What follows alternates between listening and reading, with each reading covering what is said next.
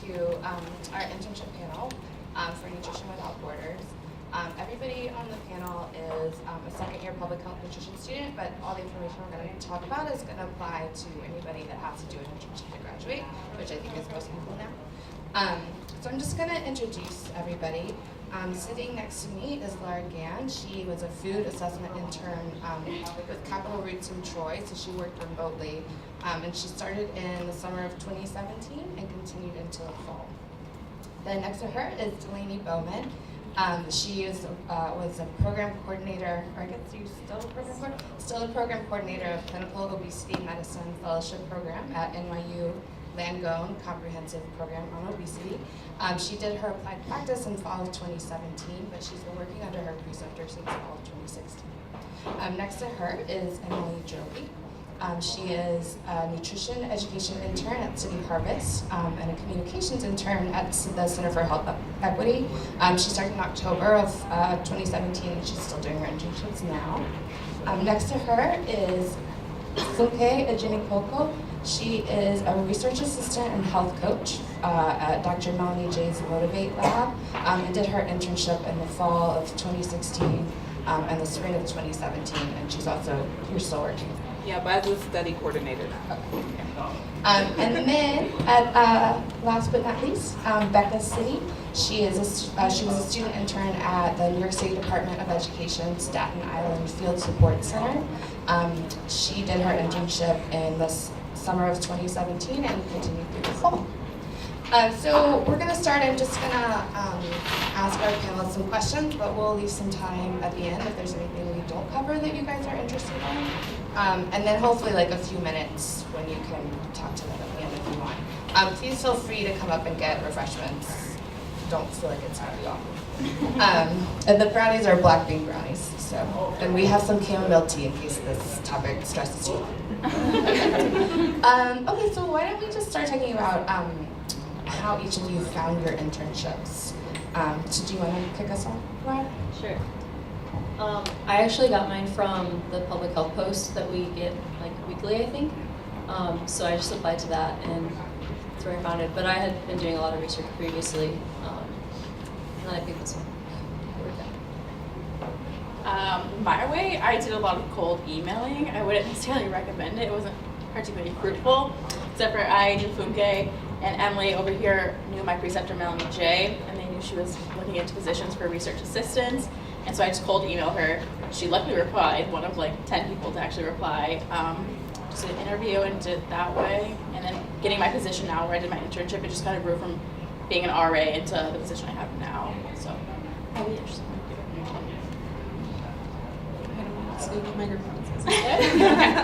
So my Citti Harvest internship, I got that through the public health post. As Laura said, that's actually a very great source for information. And if you just email people from there, you don't necessarily have to send your resume, just ask them some questions and they're always happy to help. And the Center for Health Equity position is actually an HRTP position through the Department of Health and Mental Hygiene. And I'll be happy to talk about the HRT process if any of you are interested in that. So I actually found my internship by going through the directory of professors that worked for CTPH when I first started the program and emailing all the ones that had interesting labs. And I emailed them all and I got like a couple interviews back and I met Melanie and that's how I became an intern on her project. And kind of like the same thing with Dylaney, I've been working for her since fall 2016 and just I grew into like her full-time position as the study coordinator. So I actually was given my internship by a classmate. She had worked with Dr. Gann in his research lab and he needed a student intern, so she was going to do it and then she got a position in the mayor's office, so she asked me to do it.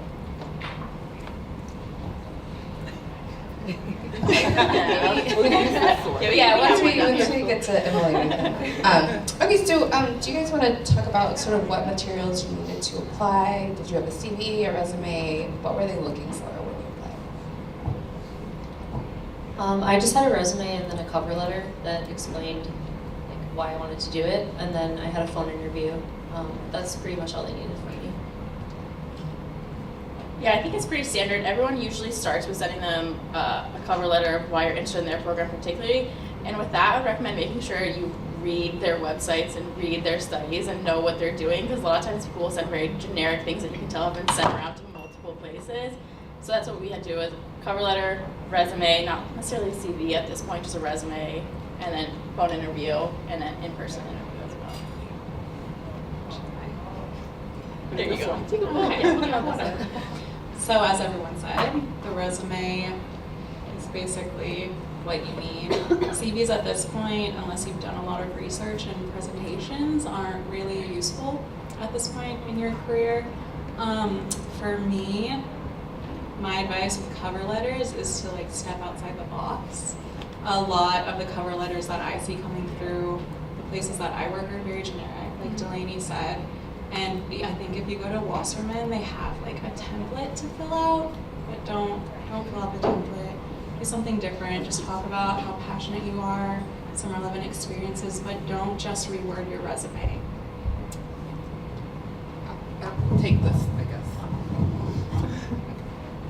guess. So, yeah, same as everyone, resume and cover letter. And I also did my research. Like I said, I went through a directory and found people I was interested in. And I made sure I really studied all of her projects so I could like write a really good cover letter. And then when I went to the interview, I actually knew what I was talking about. Doesn't apply. Oh yeah, that's true. So as we know, in order to get the hours to credit for graduation, you have to fill out a learning contract. So do you guys want to just walk us through that process, what you think is important to know? Anybody that wants to start, go ahead. I think my biggest recommendation is find someone that's done their internship already, and I asked them to send me their approved learning contract so I could get an idea of what it was laid out like and what it's supposed to look like and kind of like the main things they're looking for. And that was very useful, and I kind of structured it out past people's deliverables, because it's kind of, you fill it in, like each project is slightly different, but your competencies all kind of hit basic things. So I just reach out to people I know that have done it and looked at theirs.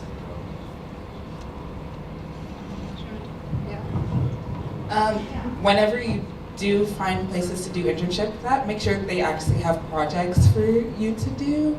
Because if you don't, then you really have nothing you can fill in on your application, and then also you might be stuck doing like manual labor. And you know, this is like a great experience to put on your resume aside from just meeting like the graduation requirements. So making sure you actually have something that's fulfilling and you can talk about in like an interview for a job. My advice would be to definitely find internships before thinking about this internship form, what is it called? The practice learning contract.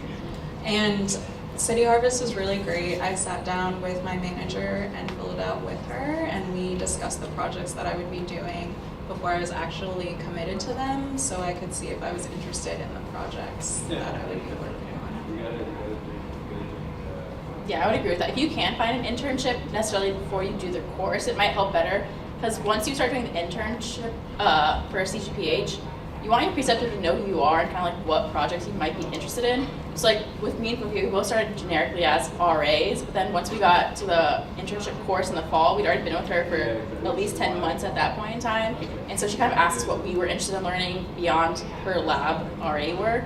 And so from there, we could tailor our deliverables to like side projects that we wanted to. And so she knew us at that point in time, and that definitely helped shape our experience. I would agree, and also if you're trying to get the hours, it helps to talk and have a plan to know that you actually have stuff to do to get the hours and stuff that you're interested in. So yeah, it's important to talk. How long did it take to get your internship approved? Mine was really quick. I had it approved in probably 2 weeks. I just had to get a co-preceptor. Because I think they want you to have someone who has a higher degree, like an MPH or PhD. And then that was really fast. Like once my preceptor, I got a hold of her. So, but you definitely need like 2 or 3 weeks. I actually had the opposite experience. I am a very big procrastinator, and I turned mine in, I think, like the day it was due. and maybe they were ready for it and expecting it. So I got a response within an hour, and they were like, just change one thing that they're like, I don't necessarily know if it applies to this internship. And so I had like one minor edit, and I did the edit, and they sent it back, and I was like, okay, it's approved. So I think, yeah, different experiences, but I was thinking about it at least a month ahead of time of the due date, like just like writing it, because it's a lengthy contract and it requires a good amount of thought going into it.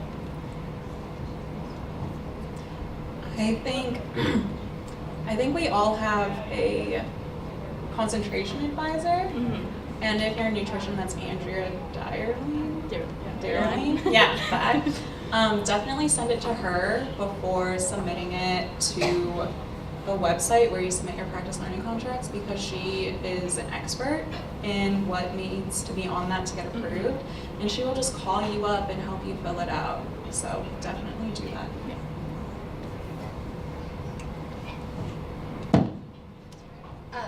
Okay, so Dylaney, we'll start with you because you mentioned the sort of side projects and things. Can you talk to us about the sort of things that you do in your internship? With my project, so I initially had started out as an RA on her CDA project, and then a semester into that I got hired as a paid position. And then I had talked to her about how we need these requirements for graduation, and she knew of this other project that they were starting. They're starting a fellowship program to train physicians, and it's looking into obesity medicine, which is obviously right up my alley. And so she asked me if I would want to help out with that. And with that position, the program is very small and growing right now, so I got handled a lot with development, doing contracts on it, designing their curriculum, doing a lot of meetings. It's a lot of administration work, but a lot of it does hit the things that you learn already. Like, I didn't realize I'd learned so many skills until I got to my position. I was like, oh, I know how to do that, and I know how to do that right away. But day to day, it's a lot of meetings, reaching out to people, doing a lot of public outreach, getting our program known, trying to find applicants, reaching out to other societies like the Obesity Society. I work with them on a regular basis. The American Board of Obesity Medicine, I have to reach out to those people and to loop them into what our program is doing, and trying to get our program on the radar. So it's a lot of planning and development kind of stuff is what I do. Okay, we were doing a food retail assessment, and so part of it looked at consumption side and consumer demand, and part of it looked at more of the production and transportation. And so I looked at whether or not people were having access to food, and we made we used GIS to see where all the convenience stores were, bodegas, supermarkets, and then use that to see which neighborhoods were highest priority in terms of food security. And then I made a lot of surveys to administer in the convenience stores to ask people what the barriers were and what foods were offered that they didn't want or that they didn't have, just to see if there were changes we could make to the store so that people could actually buy what they wanted and have healthier access to food.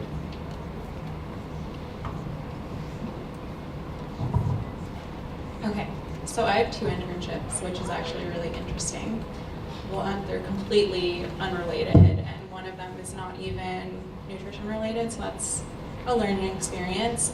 With Citti Harvest, I'm a nutrition education intern, so I teach nutrition education courses using curriculum that they already have developed through a partner organization. I go into schools throughout Western Queens, and I'm also developing a counter-marketing curriculum that they're going to be piloting in the South Bronx in March. So that entails researching counter-marketing in general, seeing if any programs have been done in the past, using what they learned from those programs to implement into this. And with the Center for Health Equity at the Department of Health, I'm a communications intern with the Center for Health Equity. And we do a lot of racial equity and social justice work. I'm working on a communications campaign around violence as a health issue, so that involves a lot of meetings with different department heads to kind of understand what that means to all of these different people. And it's also a lot of research into why violence is a health issue, understanding the root causes of violence, and developing communication strategies that won't victimize certain people or criminalize them, because we're trying to move away from this idea that violence is a criminal justice problem and is actually a health issue. So I started off as an RA, like I said before, and I was just doing like data collection. But in spring 2016, 2017, I became a health coach. So I was doing like the health education for all the patients that came into our study. And Melanie had gotten 3 large grants to start different projects, and she wanted someone to basically standardize the health coaching. So I started creating like a training program, like a 6 weeks training program for her larger grants. And she needed to hire somebody to be a coordinator and like lead health coach. So she hired me, and that is a lot of coordinating. So it's a lot of meetings, a lot of writing the protocols, so writing all materials that interns like kind of say to patients or things that they do, all of the patient-facing materials. Like I made like a patient binder that's like 115 pages. And yeah, my day-to-day is also meetings, finding rooms, coordinating people, getting schedules together. That's kind of what I do right now. And then a lot of training as well, because I still train the health coaches on my project as well as the other projects. My project I had two different projects going on. The first one was using the Department of Health and Hygiene's Excellence in School Wellness Award, which is for elementary schools. It has 5 different criteria. And in the past 4 years, only 4 Staten Island elementary schools had applied out of 60. So our goal was to get more of them to apply. And the criteria is basically a holistic view of education, making sure the whole child is healthy. So no chocolate milk, having social emotional learning, physical activity every day, things like that. So I would contact schools and set up meetings with them. I created a survey, asking if they're getting a baseline study. And my second project was to create a website for specifically for Staten Island, because it's sort of like the forgotten borough. And it has everything from gardening to grants, everything that schools could possibly want, curriculum for food, PE, mental health, sex ed, everything. I think it has 600 different resources. So that was my my focus day to day, was getting these resources onto this website that I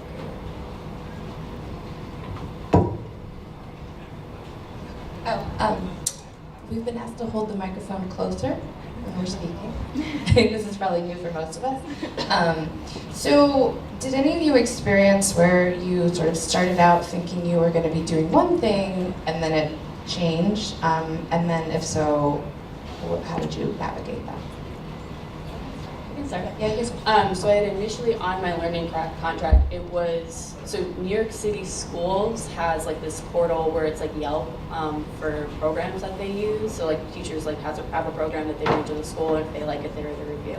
So my initial project was to call all the Staten Island schools and ask them what programs they had used in their review, and I was going to input it.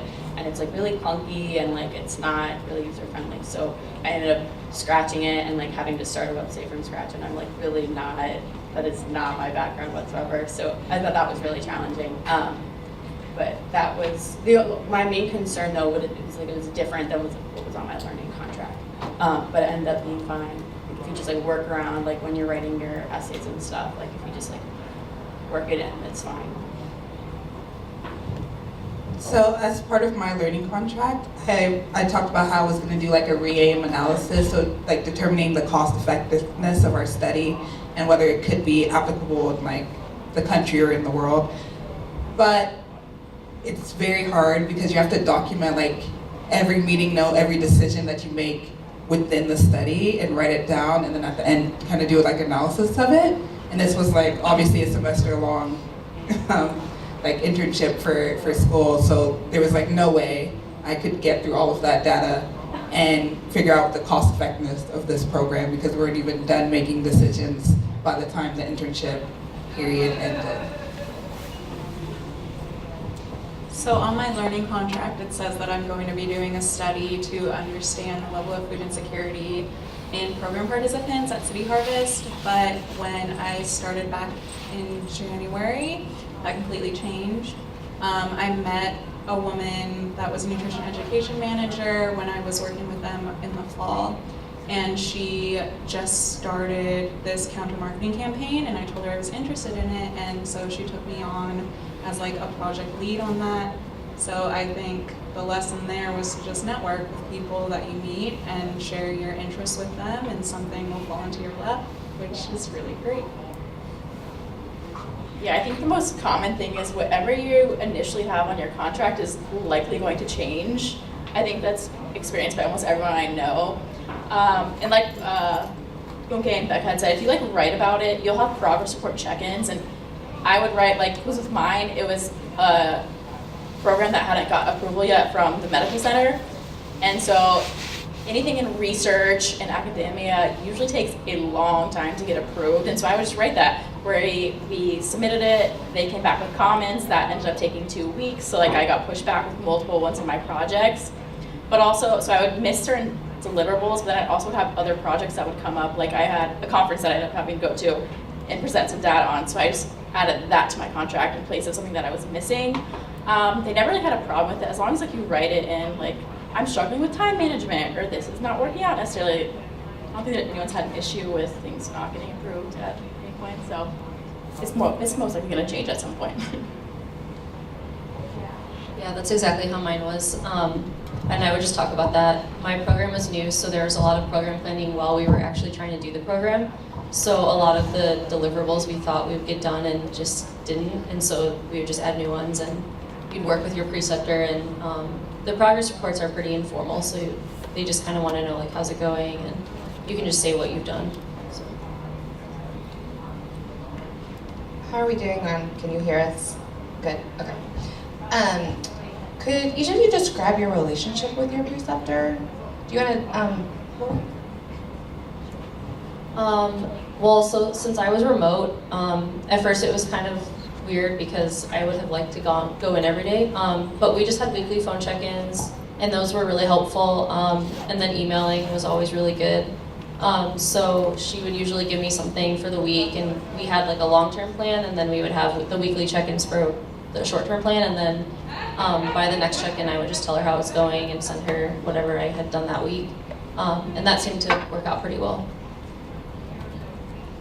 With mine is also a paid position, it's my job, so my preceptor is also my boss. So I think we're in contact like 24/7, I would say. But as far as like checking in with the school internship, we would try to check in, I would say, every other week. We would have like an hour meeting just to discuss the progress on things and where we were going. So everyone's different, I guess, in that sense. So I have a great relationship with my preceptor.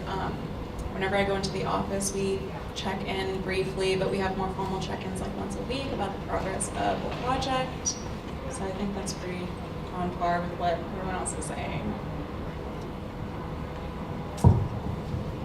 I actually had a lot more check-ins with my preceptor just because we were starting up a study. So we had bi-weekly meetings on Tuesdays, weekly meetings on Wednesdays, and weekly meetings on Fridays. So I talked to her a lot, but also it's like my job, so I have to talk to her about things going on. I had a really good relationship with my preceptor. Our desks were like catty corner to each other, so like I couldn't hide from her. We would, so if I ever had a question, I could just like go right and talk to her, and like she would stop me and like chat. We would never have like these formal meetings. We had like them twice, but that was just like brief. But yeah, we had like very like casual conversation like daily about what was going on. is there anything that, I know the class is going to change different a little bit from what we had, but is there anything that we should know about the experience of the class and the internship? I personally loved the class. They had really great speakers come in. Actually, we had it like bi-weekly, or we met seven times throughout the semester, and I wish we met every week, honestly. They had speakers from the Department of Health, from Columbia, from like nonprofits. I thoroughly enjoyed the course, and I thought it was very useful for getting actual tips that we're going to apply in the real world, not just school. So I enjoyed it. It was one of my favorite classes, actually.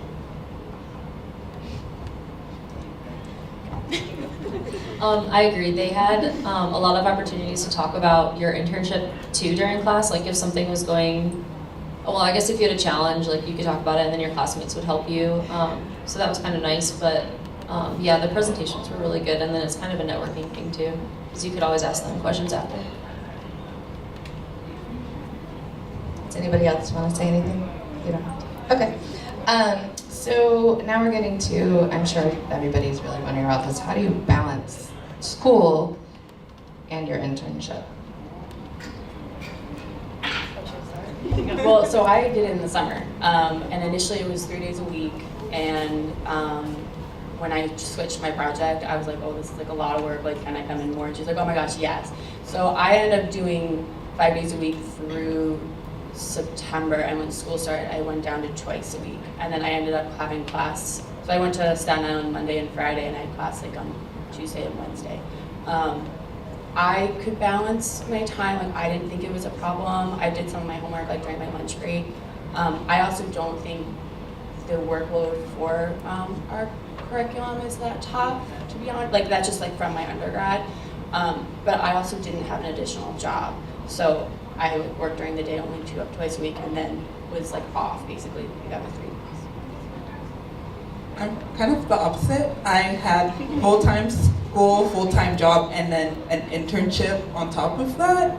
So that was a lot for me, but honestly, my boss, Melanie, my preceptor, whatever you want to call her, she's like really understanding of the fact that we're students, and like we work in research, or me and Dylaney work in research, so there's highs and lows. So if there was like a low period where I didn't have that much like work to do, it was okay for me to like bring out homework and do that.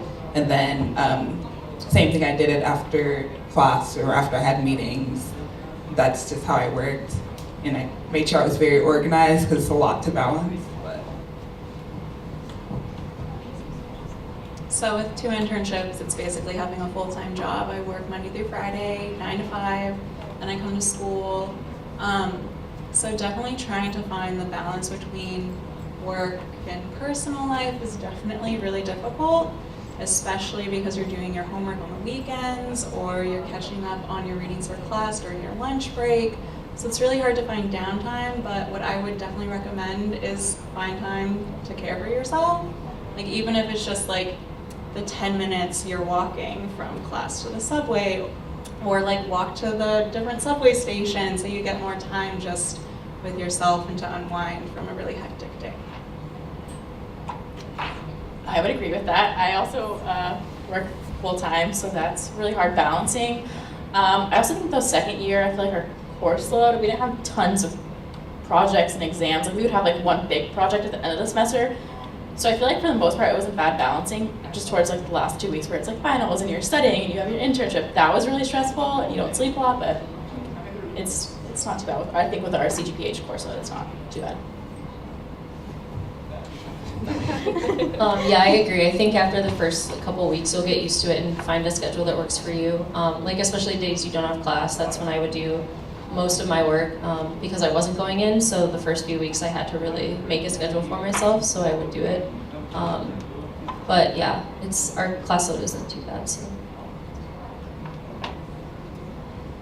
Do any of you have any advice for the students who are looking for internships now that we haven't talked about yet? Look at your Facebook page. I think you guys probably have like a admitted 2017 page or whatever it is. People post on that all the time, and usually people that are posting for jobs are the people that are like on the ground in that lab, and if they know you right away, you're like, oh, I know that person from class, they'd be great on our projects. Like, check the Facebook page, your CGPH page regularly, as well as looking at the public health posts that they send out every week. Those are very useful. This is like funny, but I actually hire interns, so definitely check the Facebook page because I've posted on your pages like a couple of times. But also I think cold calls or like sending emails to people is really helpful, especially if you know like who's doing the hiring, because they actually check those things on a regular basis. So you never know if your resume is good, even if they're not hiring, they might keep you around or keep it in like their bank. I would say definitely apply for the HRTP program through the Department of Health. I know the application process is kind of overwhelming and you need like a letter of recommendation, which is kind of annoying. It's like applying for grad school all over again and you have to write like a personal statement. But it's definitely worth it. They do this really cool matching process and you can get emails from different bureaus doing completely different work, but it's related to what you're interested in. And you can have multiple interviews, so it's just a really great learning and growing experience. And I would be happy to help y'all with that application if you need it. It's definitely great. And working at the health department, you get a lot of networking opportunities. They have brown bag lunches and you just go and sit in a lecture with someone doing work that might not be in your field, but it's still relevant because public health is so interconnected. So, yeah. I saw another thing as they were talking. Also, just do informal, like informational interviews with people. If you see a faculty member who has really interesting research that you like, they might not have a position now, but if you just say, hey, I want to talk to you, I think your work is really interesting and I'd like to like learn a little bit more about it, they'll meet you face to face, and then maybe next semester when they are looking for interns, you'll come to mind right away. Our boss, Melanie, does that all the time. I have people emailing us all the time just wanting to meet her and talk about her work, and she loves that and loves meeting with them and just giving them information and tips, or even if like they don't have positions open, maybe one of their colleagues does, and they'll point you in that direction and even do a warm handoff. So that's always good, just having, hey, I like your work, can I talk to you someday, you know? I agree. Just take advantage of the opportunities here. There's a lot through NYU, especially with the labs and research. And even if you don't think it's like 100% what you want or what you are necessarily qualified for, a lot of times they'll take you on and they'll teach you, so I wouldn't be worried. Which brings me to my last question, which is, how related is your internship to your current career goals?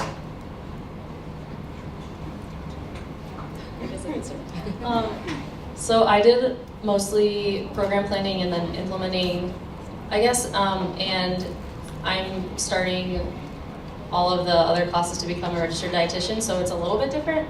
But I think it was still really helpful, and I'm still interested in that type of work, and the classes we took last semester were really helpful, so I was in program planning at the time and program evaluation. And so I was able to use that through my internship and like get a better sense of if that's what I wanted to do. Mine is not necessarily what I want to do. It's a little bit more clinical, and I would like to do something more public health and population based. But regardless of what internship you're doing, you're likely to gain very tangible skills that can be applied to many of the fields. Health is very interrelated, whether it's you're in a hospital or an NGO, wherever you are, everything is so closely related. And the software you use and the program you use is likely to be the same thing. So even if your internship isn't directly what you want to be doing, that's fine. And you're probably going to change by the end of your graduation what you want to go into. What I started at my MPH is not really what I want to do now. So that's something to think about as well. So my internship is definitely not what I want to do. But that's the beauty of an internship, is you learn what you want and what you don't want. I'm not going to go into nutrition education. That's not something that I'm interested in doing. I've never wanted to be a teacher, but which is whatever. But I'm learning from it, and I'm getting experience in a nonprofit and with public health, and so that's very interesting. And communications, like I have experience in that, but I've never really thought I would pursue a career in that. But when I'm looking for jobs now, I've already applied for a communications job. So that's interesting. I learned that I was interested in that. So keep your options open. Definitely, like Dylaney said, what you want to do now is going to be different in a month, in 2 months, in a year. So I do, like I said, I'm a study coordinator. I feel like a lot of what I do is great because it's added so many skills to like my resume. There's so many technical skills now I understand. Like coordinating a study is a lot of work, and I feel like it's gonna be applicable because I want to do like program management, like creating like interventions and such. So I've had like a lot of things I've learned that's gonna be really helpful for me in my next job. But I work in the clinical side and research, and it's funny enough, I don't really like research. So it's not technically what I want to do, but I'm just taking these skills so I can apply it to the next thing. I was interested in working for a government agency beforehand, and now having done an internship at the Dewey, I've learned it's a lot going on there.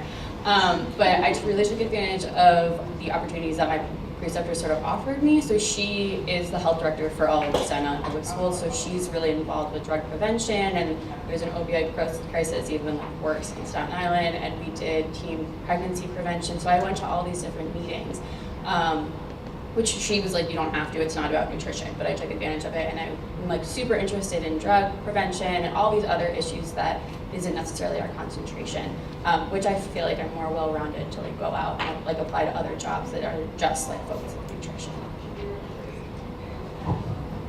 I'm gonna piggyback on what they said as a older person who worked in a completely different field for more than a decade. What you want to do, and then coming back to graduate school, what you want to do is like always going to change all the time. I'm sure you guys hear that a lot. So we're going to open up to you guys now. So if you have any questions about the internship, about second year, about specific nutrition classes, anything else that you want to know, please feel free to ask.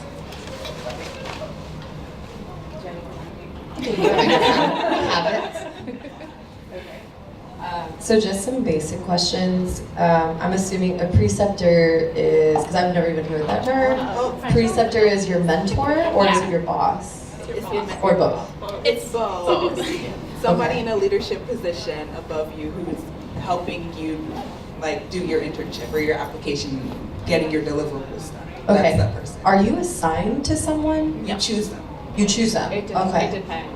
They're like a part of your internship Yeah, then? so it's like whatever Okay. program you're with, like say, with mine, she's the PI of our study. So I went to her, or it could be the study coordinator. It could be a variety of people, but you just want like a higher level that you were. Gotcha. And our learning contracts, we don't have to worry about that first year until we enter the internship. It's how you apply, yeah. Depending on your concentration, right? Well, if you're, it's like in conjunction with your internship. Like once, for me, like once I started my internship and once I, like my first or second day with my, my preceptor was like basically my boss.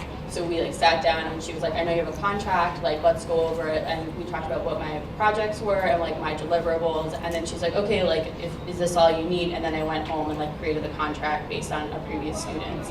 And then brought it back to her. She looked it over and was like, yeah, that looks fine. So it was after I had started like my first day. I'm gonna, Tanya has something to say. I don't know if I introduced us, but we're the co-presidents of the Bouwman family. This is Tanya. So she also has something to say, and she's also a good resource if you're interested in global internships. She might have some words to say. Just about the learning contract, make sure you get that approved before you start your internship. Just to be clear about that, because your hours do not count until your contract is approved.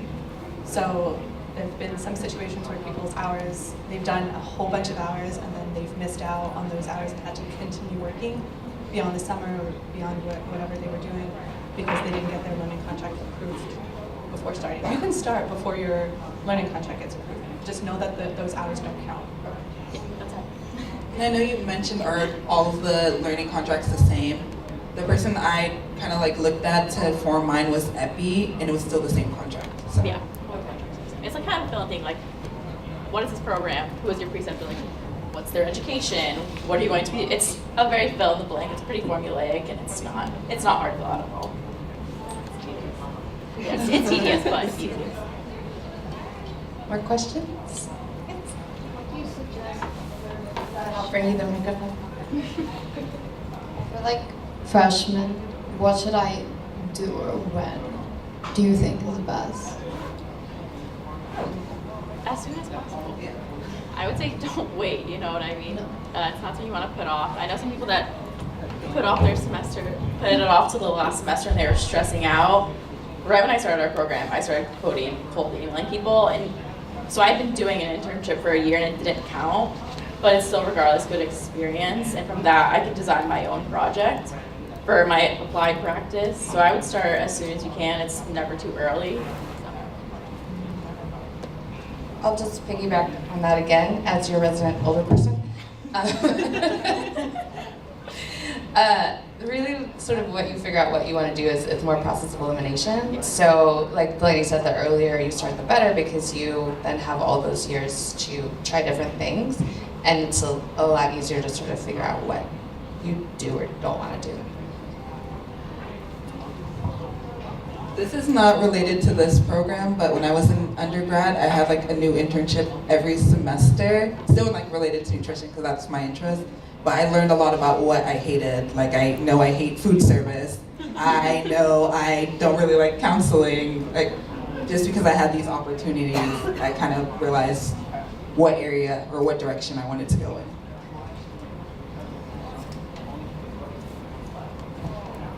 So I'm actually in the process of applying for the HRTP internship right now.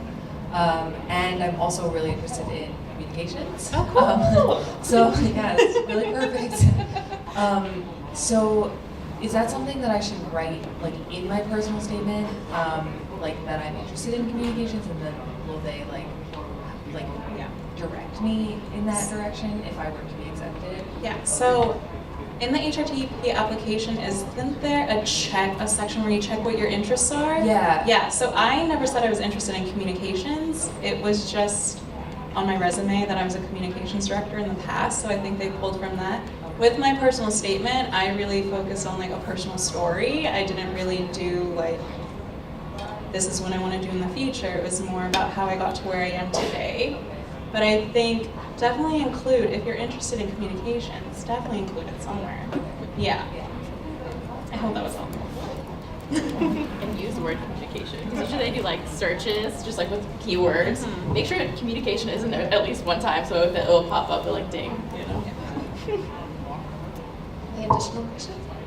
Yeah. I'm just kidding. I promise there won't be that many. So you guys had mentioned that when you're looking for internships, you want to ask if they have projects that you can work on. So what were some of the questions? Like, I've never interviewed someone I want to work for, that type of thing. And I know you're supposed to do that, like you pick the job picks you. So this is all new territory. What were some of the questions that you guys asked?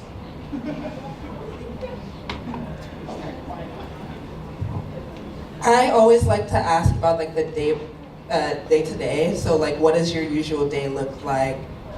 How do you like? What are things that you feel like are necessary to have this position?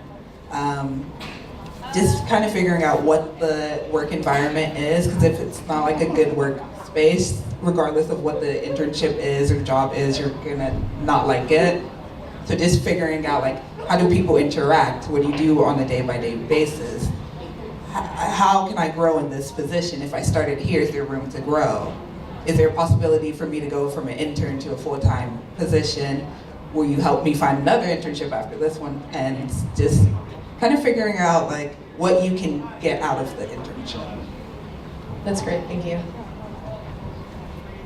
I would also ask them, about their work, because most of these people can go on about their work for hours and hours, and it's never ending. Even if they don't have a position, or the position doesn't sound something you're interested in, if you ask them if they have someone else, always ask them to refer you to someone else. Usually 2 people, and that's one thing our boss does a lot. If she has nothing open for this person, and she knows whoever is interviewing her is interested in food policy, she'll be like, oh, one of my colleagues in the Department of Population Health is doing that. I can give you her email, and you can reach out to this person and refer to me. So I always ask for another person to talk with. I think going even before the interview, just research the organization, the person, what work. So for example, the Center for Health Equity does so much stuff. And so when the interview came, I asked them if there was anything that I could do in the Shop Healthy program, which is their program across the 5 different boroughs, and they introduce new products, healthier products into the bodegas. And so just giving them the idea that you know what they're doing, you know the different programs they're doing, I think that's really beneficial. And they will ask you why you're interested. So have a good answer for why you like their work. Don't just be like, have a thought out answer before you get there, because every single one of them will probably ask at some point. And always related to your own interests. Yeah. And always say thank you, or write a thank you note. Yes. Any more questions? Hi, what advice would you give undergrad students looking for internships? Apply for any and everything, whether or not you think you're qualified. Yeah. Because you'll find a position that you thought maybe you wouldn't be able to get, and you'll get it. So just apply for everything. Don't think you can't go somewhere, because you can. Use the career service, like, I don't know what career service is. CareerNet? CareerNet? I don't know, whatever like that portal is or Wasserman, like it's really good. It has like everything. You can make a meeting to like look at it over if you need help, but it's so good, and you can like specify like nutrition and internship, and it has a ton. I applied a bunch through there, so that's one way to like narrow your search down. I forgot to say. Apply to, or like, add yourself to other schools' listservs, because they will have like very interesting like internships and jobs and things that will pop up. So, like UNC is a good one to connect yourself to. Emory, CUNY, yeah. Columbia has good lists. Columbia, definitely. Just add yourself to their listservs. It's very easy. As a UNC graduate, they have a great career service department, so that's like super good advice. And also don't wait too long, just start now. Anything else? Just a general question. Is it okay that we can stay in contact with you if we have any additional questions? And if so, is it like Facebook or email, like via the Nutrition Without Borders? Is that okay? Or If everyone's okay with it, if everyone agrees, we'll put on Facebook and on Instagram probably everyone's emails. Because then that's just the easiest way to get in touch. This is a side note, but like I said, I hire interns. I'm not hiring right now, but I look at resumes, so send me your resume and I'll give you feedback on it, because I see a lot of horrible ones. So if you want to do that, send it to me. I have no problem. And I know one of our other studies is looking for Spanish-speaking interns. Fluent, like very good. Yes. You can reach out to Funke or I. All right, so on that note, we've got about 10 minutes left, so we can stop now and you guys can feel free to network with them, talk with them, ask them questions personally. All right. Thank you everybody for coming. Thank you our